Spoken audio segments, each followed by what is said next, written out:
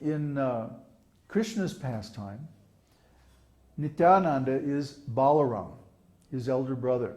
Sometimes you see in temples in India they worship Krishna and Balaram together. Well, we worship them as Lord Chaitanya and Lord Nityananda. They are the originators of our disciplic lineage. The specific line of the esoteric teaching coming down to us comes from Lord Chaitanya through Rupa Goswami, Sanatana Goswami, Narottam Das Thakur, so many other great saintly persons. These spiritual master teachers were all pure devotees, perfectly self-realized, and many of them were extremely highly empowered, like Srila Prabhupada spread this devotional service all over the world.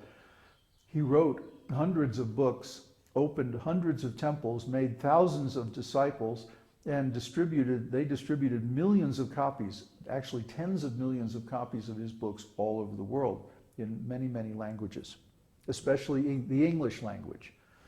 So Srila Prabhupada was empowered because he desired to satisfy the desire of Lord Chaitanya. Lord Chaitanya said, in every town and village in the world, my name will be chanted.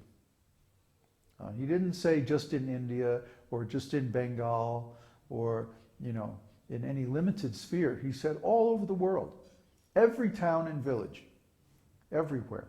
So actually Lord Chaitanya's promise or his desire was fulfilled by Srila Prabhupada.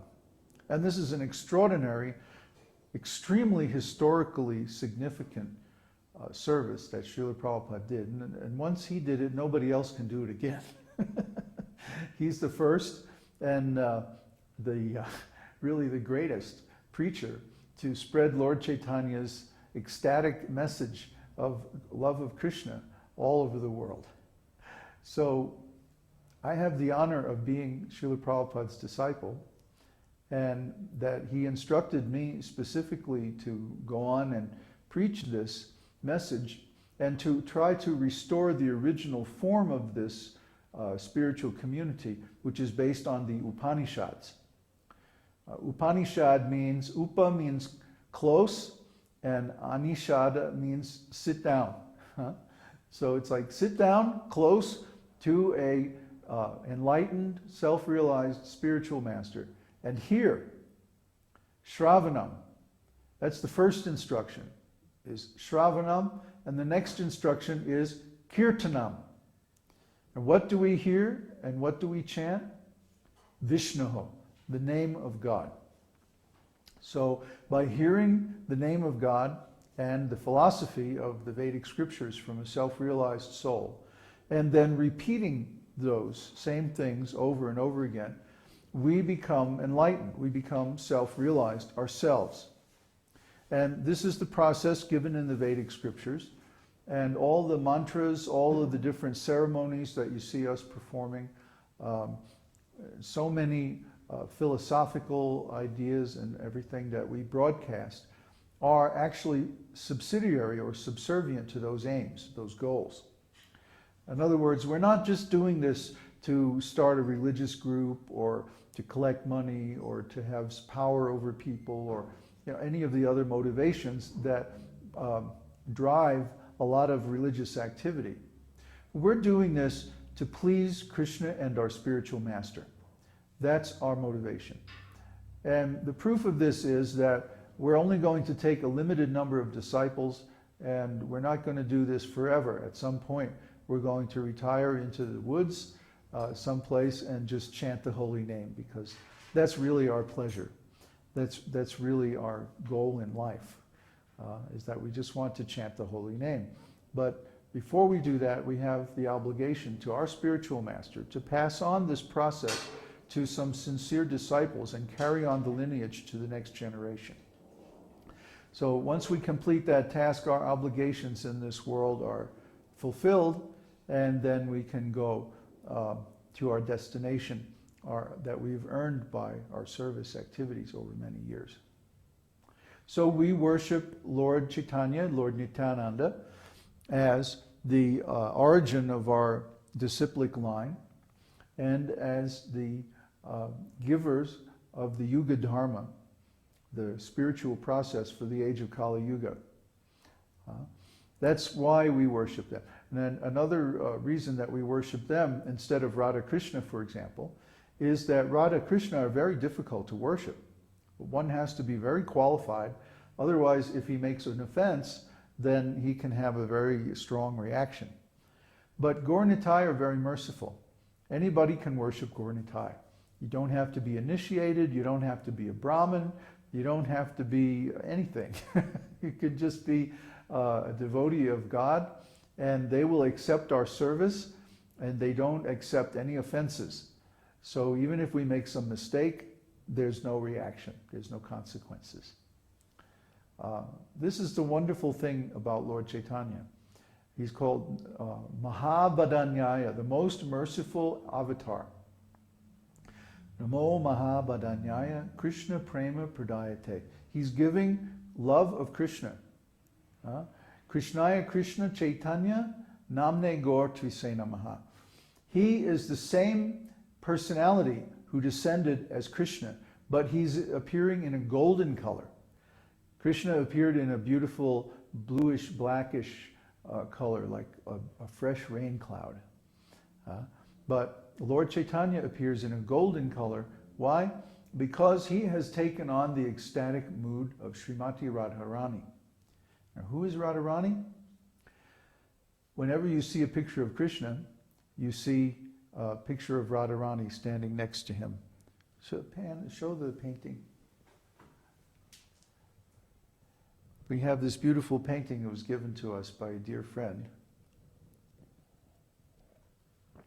This shows Radha and Krishna and the gopis, and you can see she's wearing a golden color dress.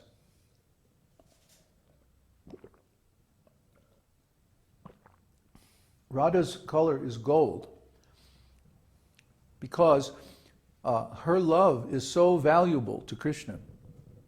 To Krishna, it's the most valuable thing in existence. He treasures Radharani's love more than anything else. And he is a very keen observer, of course, and he can see that her transcendental bliss is even greater than his. 10 million times greater, actually. So he becomes very curious.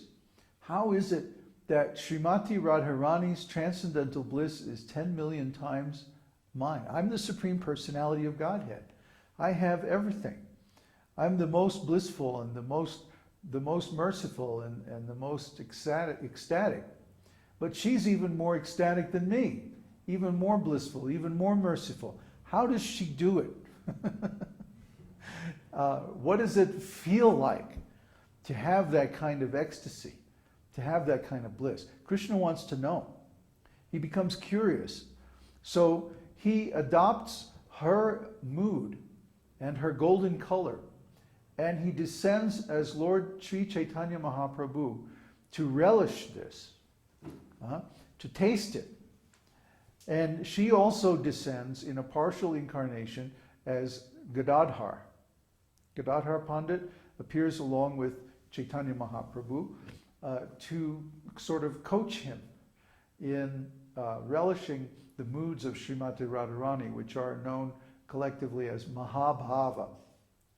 Mahabhava is unique to Srimati Radharani and her direct expansions and partial portions, such as the 108 main gopis. And when she dances in front of Krishna, it gives Krishna more pleasure than anything else that he's ever experienced. She represents his Hladini Shakti. Hladini Shakti means the enjoying potency of God. And of course, God's potency of enjoyment is unlimited, just like all his other potencies. So Srimati Radharani is like the counterpart, the feminine counterpart, or the energetic counterpart of Sri Krishna, who is the origin of all energies. And she is the expansion that fulfills his desire for pleasure. So her ability to please Krishna is so wonderful that he becomes amazed. and he says, oh, I want to experience this for myself. So he appears as Lord Chaitanya in her mood, and he performs her activities of chanting and dancing to his holy name. And in that way, he is able to relish this mood and taste this mood of Srimati Radharani. So that's the inner reason for Lord Chaitanya's appearance. And the external reason is to propagate the Yuga Dharma. And when we understand who is Lord Chaitanya and why he appeared, then we can actually perform devotional service in the proper way. His example, his teachings, his philosophical conclusions are far more advanced than any other incarnation, than any other teacher has ever presented on this planet. Because he's the Supreme Personality of Godhead himself.